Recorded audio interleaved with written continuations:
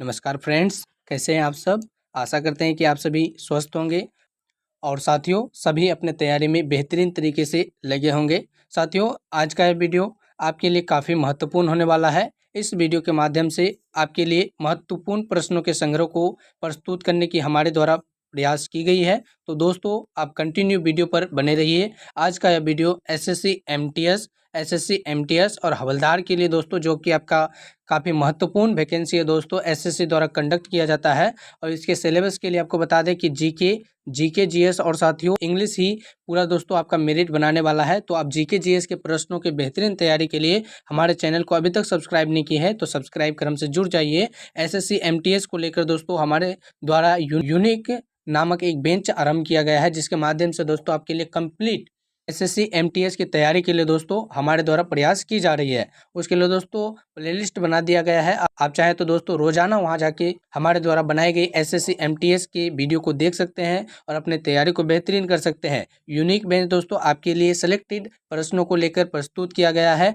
तो आप दोस्तों वहां से अपनी तैयारी को बेहतरीन कर सकते हैं। प्लेलिस्ट में जाके दोस्तों आप एक बार जरूर चेक कर लीजिएगा। और साथियों, बिहार पुलिस के लिए भी यह प्रश्न काफ़ी महत्वपूर्ण होने वाले हैं। यदि कोई भी छात्र जो एसएससी एमटीएस और बिहार पुलिस के साथ प्रिपरेशन कर रहे हैं तो साथियों आपको इस वीडियो के माध्यम से काफ़ी लाभ देखने को मिलने वाला है। आप वीडियो पर कंटिन्यू बने रहिए। प्रश्नों की ओर जाने से पहले आपको एक बात बता दें कि ये सारा कुछ पीडीएफ यदि आप फ्री में चाहते हैं, यूनिक बेंच में सभी प्रकार की वीडियो जो कि आपके लिए बनाई गई है उनके पीडीएफ को चाहते हैं कि आप फ्री में मिले, तो आप हमारे टेलीग्राम चैनल से जुड़ जाइएगा, जहाँ पर दोस्तों ये सारा कुछ पीडीएफ डाल दिया गया है।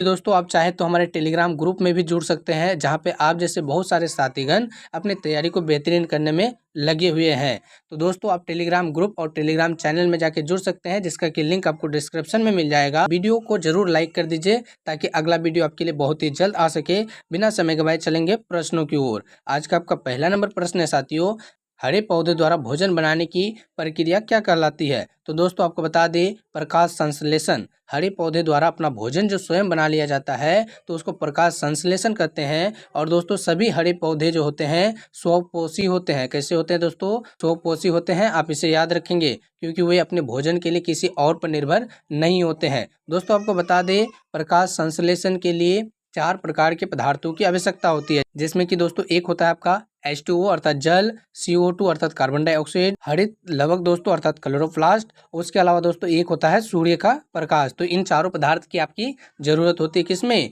प्रकाश संश्लेषण प्रक्रिया में। तो आप इसे याद रखेंगे। उसके बाद चलेंगे अगले नंबर प्रश्न में। अगला नंबर प्रश्न में आपसे पूछा गया साथियों, रिजर्व बैंक ऑफ इंडिया का मुख्यालय कहाँ है। तो आपको बता दें, मुंबई में रिजर्व बैंक ऑफ इंडिया का मुख्यालय है। रिजर्व बैंक की स्थापना दोस्तों आपसे पूछ लिया जाए, आरबीआई की स्थापना तो 1 अप्रैल 1935 आप याद रखेंगे। रिजर्व बैंक की स्थापना 1 अप्रैल 1935 को हुई थी और इसका मुख्यालय कहाँ पे दोस्तों? मुंबई में है। रिजर्व बैंक भारत का केंद्रीय बैंक है, आप इसे भी याद रखेंगे। उसके बाद अगला प्रश्न है आपका, विश्व का सबसे बड़ा द्वीप कौन सा है। तो आप याद रखेंगे, ग्रीनलैंड विश्व का सबसे बड़ा द्वीप है। आप इसे याद रखेंगे, आपका सही उत्तर हो जाएगा ग्रीनलैंड। ठीक है दोस्तों, चलेंगे उसके बाद अगले नंबर प्रश्न की ओर। अगला नंबर प्रश्न में आपसे पूछा गया है, स्वतंत्र भारत के प्रथम राष्ट्रपति। स्वतंत्र भारत के प्रथम राष्ट्रपति कौन थे। तो डॉक्टर राजेंद्र प्रसाद।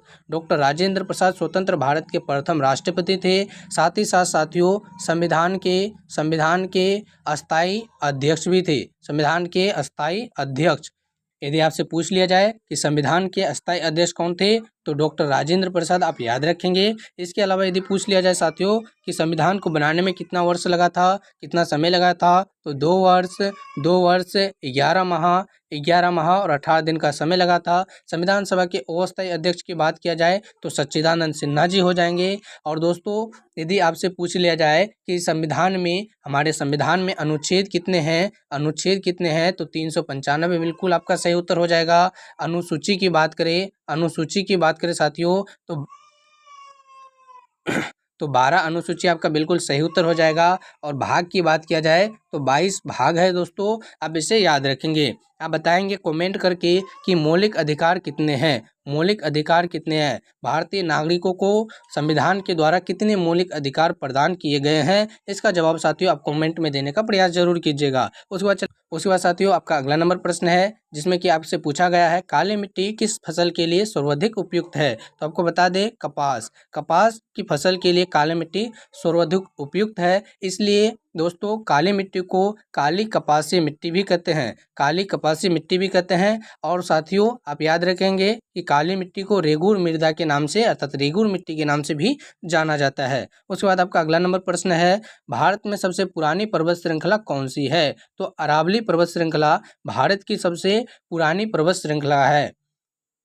साथियों आप याद रखेंगे अरावली पर्वत श्रृंखला आपका बिल्कुल सही उत्तर हो जाएगा। ठीक है, चलेंगे उसके बाद अगले नंबर प्रश्न की ओर। अगला नंबर प्रश्न के रूप में आपसे पूछा गया साथियों भारत की सबसे लंबी स्थलीय सीमा किस देश से लगती है। तो आपको बता दें भारत की सबसे लंबी स्थलीय सीमा बांग्लादेश, हमारा पड़ोसी देश बांग्लादेश से लगती है, जहाँ पे दोस्तों वर्तमान समय में तख्ता पलट हो गया है। तो आप इसकी जानकारी आप यूट्यूब में ले सकते हैं। ज़्यादा तो दोस्तों आपको नहीं बता पाएंगे, लेकिन आप क्वेश्चन के अकॉर्डिंग याद रखेंगे कि भारत की सबसे अधिक स्थलीय सीमा जो लगती है बांग्लादेश, हमारे पड़ोसी देश बांग्लादेश के साथ लगती है। इसके बाद आपका अगला नंबर प्रश्न है किस नदी को बिहार का शोक नदी कहा जाता है। साथियों मोस्ट वेरी इंपॉर्टेंट आपका प्रश्न है।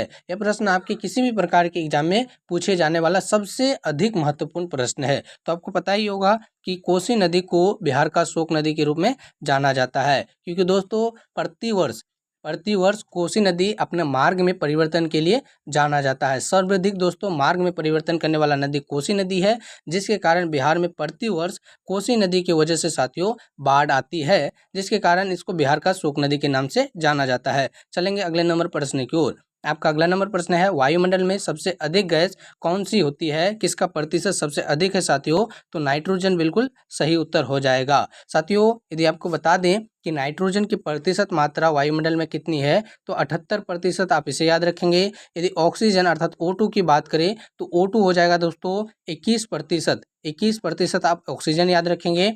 इसके अलावा साथियों यदि आपको कार्बन डाइऑक्सीजन पूछ लिया जाए तो आपको बता दें 0.0% आपका बिल्कुल सही उत्तर हो जाएगा, जो कि दोस्तों आपके लिए बहुत ही ज़्यादा इंपॉर्टेंट प्रश्न के रूप में है, आप इसे भी याद रखेंगे। तो आशा करते हैं कि गैसों से संबंधित सभी प्रश्न आपके लिए आसान हो गए होंगे। उसके बाद चलेंगे अगले नंबर प्रश्न की ओर। अगला नंबर प्रश्न में आपसे पूछा गया साथियों कोणार्क का सूर्य मंदिर किस प्रदेश में अर्थात किस राज्य में है। तो आपको बता दें उड़ीसा के पुरी में कोणार्क मंदिर स्थित है। यह भी प्रश्न एग्जाम में काफ़ी बार पूछे जाने वाले प्रश्नों की श्रेणी में आता है। कोणार्क मंदिर उड़ीसा में है। ठीक है साथियों, उसके बाद आज का अंतिम नंबर प्रश्न है जिसका कि जवाब आपको कमेंट में देना है। प्रश्न आप देख लीजिए भारत में कितने राज्य और कितने केंद्र शासित प्रदेश है, इसका जवाब साथियों आपको कमेंट में देना है। तो आशा करेंगे कि आप इस सवाल का जवाब कमेंट जरूर कीजिएगा। साथियों आपको बता दें कि आप ये सारा कुछ PDF यदि फ्री में चाहते हैं तो हमारे टेलीग्राम चैनल से जुड़ जाइए।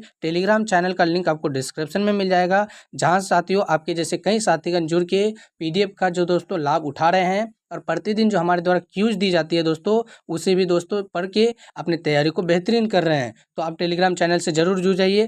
आपके लिए साथियों टेलीग्राम ग्रुप भी बनवाई गई है हमारे द्वारा, जहाँ पे रोज दोस्तों आप जैसे कॉम्पिटिटिव एग्जाम की तैयारी करने वाले कई स्टूडेंट अपनी तैयारी को मजबूत करते हैं। और साथियों आप अभी तक वीडियो को अपने दोस्तों तक, अपने परिवार के सदस्यों तक, या जो भी साथियों आपके अराउंड में रहने वाले जनरल एग्जाम की तैयारी करने वाले हैं साथियों, तो उन तक वीडियो को जरूर शेयर कीजिए और हमारे चैनल को सब्सक्राइब जरूर करें साथियों, ताकि अगला वीडियो आपके लिए बहुत ही जल्द आ सके। वीडियो कैसे लगे इसका भी जवाब आप कमेंट करके जरूर बताइएगा। और साथियों यदि आपको वीडियो पसंद आई हो तो वीडियो को लाइक जरूर कीजिएगा, ताकि साथियों अगला वीडियो हम आपके लिए बना सके। तो साथियों मिलेंगे किसी अगले वीडियो में, तब तक के लिए आपका बहुत बहुत धन्यवाद। आशा करेंगे कि आपने वीडियो को लाइक और चैनल को सब्सक्राइब कर दिया होगा।